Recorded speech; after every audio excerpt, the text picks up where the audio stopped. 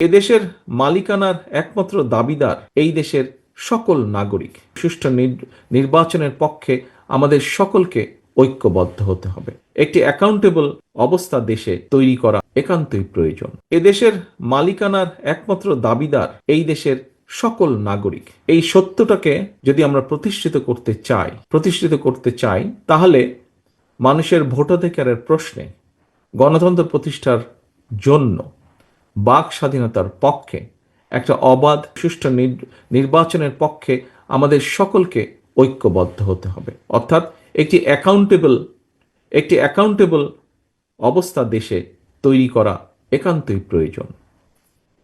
এবং আমরা যদি সেটি করতে সক্ষম হই, এখানে আপনারা আপনাদের কবি সাহিত্যিকবৃন্দ আপনারা যারা বক্তব্য রেখেছেন, আপনাদের বক্তব্যে যারা আপনারা লেখার স্বাধীনতার কথা বলেছেন, মত প্রকাশের স্বাধীনতার কথা বলেছেন,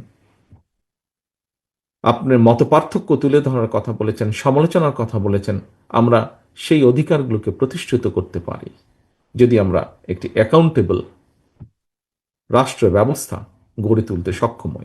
এবং সেটি একমাত্র করা সম্ভব মানুষের ভোটের অধিকার রক্ষার মাধ্যমে।